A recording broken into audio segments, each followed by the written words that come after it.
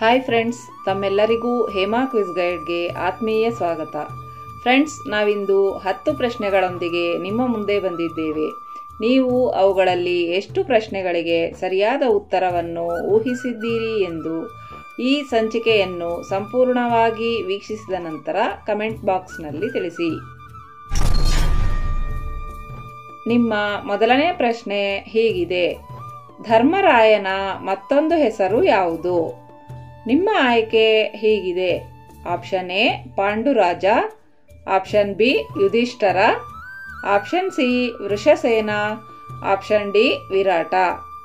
ನಿಮ್ಮ ಸಮಯ ಶುರು.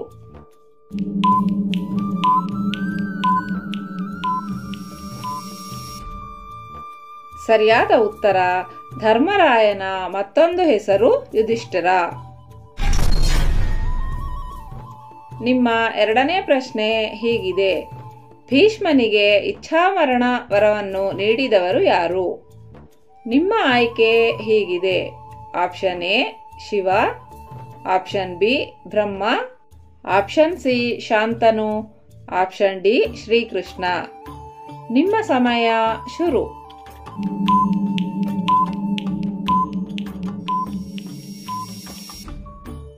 ಸರಿಯಾದ ಉತ್ತರ ಭೀಷ್ಮನಿಗೆ ಇಚ್ಛಾಮರಣ ವರವನ್ನು ನೀಡಿದವರು ಶಾಂತನು. ನಿಮ್ಮ ಮೂರನೇ ಪ್ರಶ್ನೆ ಹೀಗಿದೆ: ಬಭ್ರುವಾಹನನ ತಂದೆಯ ಹೆಸರೇನು? ನಿಮ್ಮ ಆಯ್ಕೆ ಹೀಗಿದೆ: option A Arjuna, option B Bhima, option C Karna, option D Dharmaraya. ನಿಮ್ಮ ಸಮಯ ಶುರು.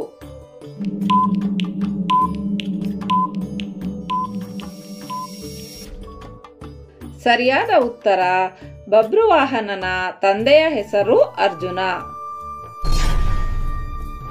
ನಿಮ್ಮ ನಾಲ್ಕನೇ ಪ್ರಶ್ನೆ ಹೀಗಿದೆ: ದ್ರೋಣಾಚಾರ್ಯರ ಪ್ರಿಯ ಶಿಷ್ಯ ಯಾರು? ನಿಮ್ಮ ಆಯ್ಕೆ ಹೀಗಿದೆ: option A Dharmaraya, option B Duryodhana, option C Sahadeva, option D Arjuna. ನಿಮ್ಮ ಸಮಯ ಶುರು.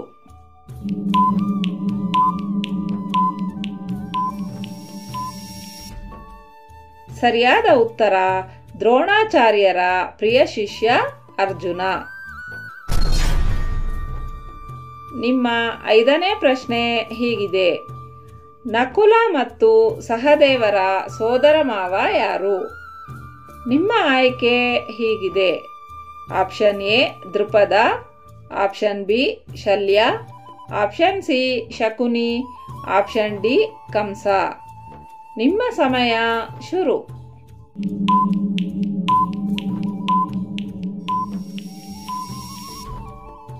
ಸರಿಯಾದ ಉತ್ತರ ನಕುಲ ಮತ್ತು ಸಹದೇವರ ಸೋದರ ಮಾವ ಶಲ್ಯ. ನಿಮ್ಮ ಆರನೇ ಪ್ರಶ್ನೆ ಹೀಗಿದೆ: ಇವರಲ್ಲಿ ಯಾರನ್ನು ವಾಸವಿ ಎಂದು ಕರೆಯಲಾಗುತ್ತದೆ? ನಿಮ್ಮ ಆಯ್ಕೆ ಹೀಗಿದೆ: option A Ganga, option B Kunti, option C Satyavati, option D Draupadi. ನಿಮ್ಮ ಸಮಯ ಶುರು.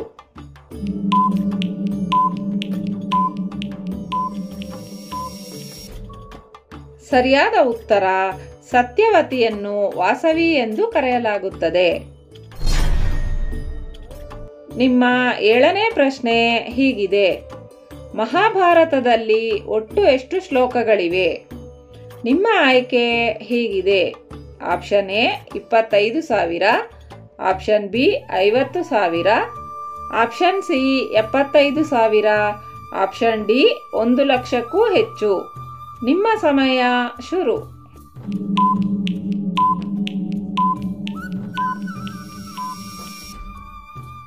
ಸರಿಯಾದ ಉತ್ತರ ಮಹಾಭಾರತದಲ್ಲಿ ಒಟ್ಟು 1,00,000ಕ್ಕೂ ಹೆಚ್ಚು ಶ್ಲೋಕಗಳಿವೆ.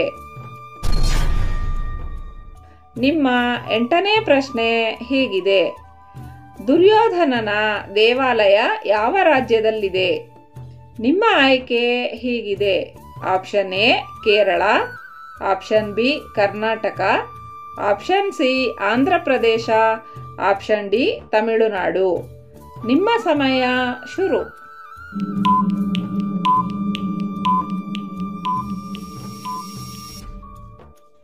ಸರಿಯಾದ ಉತ್ತರ ದುರ್ಯೋಧನನ ದೇವಾಲಯ ಕೇರಳದಲ್ಲಿದೆ.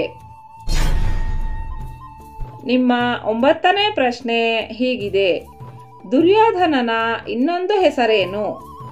ನಿಮ್ಮ ಆಯ್ಕೆ ಹೀಗಿದೆ: option A Sanjaya, option B Suyodhana, option C Virata, option D Vikarna. ನಿಮ್ಮ ಸಮಯ ಶುರು.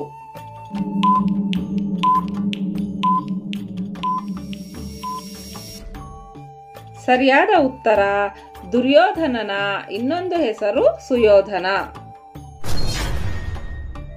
ನಿಮ್ಮ 10ನೇ ಹಾಗೂ ಕೊನೆಯ ಪ್ರಶ್ನೆ ಹೀಗಿದೆ: ಭೀಷ್ಮನ ನಂತರ ಕೌರವರ ದಂಡನಾಯಕ ಯಾರು? ನಿಮ್ಮ ಆಯ್ಕೆ ಹೀಗಿದೆ: option A Karna, option B Duryodhana, option C Dushasana, option D Dronacharya. ನಿಮ್ಮ ಸಮಯ ಶುರು.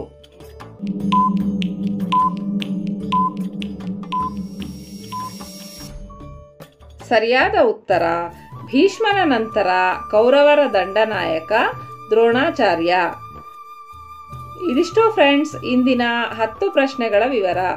ಫ್ರೆಂಡ್ಸ್, ಈ ಸಂಚಿಕೆಯನ್ನು ನೀವು ಯೂಟ್ಯೂಬ್ನಲ್ಲಿ ವೀಕ್ಷಿಸುತ್ತಿದ್ದರೆ ದಯವಿಟ್ಟು ನಮ್ಮ ಚಾನಲ್ ಅನ್ನು ಸಬ್ಸ್ಕ್ರೈಬ್ ಮಾಡಿಕೊಳ್ಳಿ, ಅಥವಾ ಈ ಸಂಚಿಕೆಯನ್ನು ಫೇಸ್ಬುಕ್ ಮತ್ತು ಇನ್ಸ್ಟಾಗ್ರಾಮ್ನಲ್ಲಿ ವೀಕ್ಷಿಸುತ್ತಿದ್ದರೆ ನಮ್ಮ ಪೇಜನ್ನು ಫಾಲೋ ಮಾಡಿ. ಫ್ರೆಂಡ್ಸ್, ಮತ್ತೆ ಸಿಗೋಣ ಮುಂದಿನ ಸಂಚಿಕೆಯೊಂದಿಗೆ. ನಮಸ್ಕಾರ.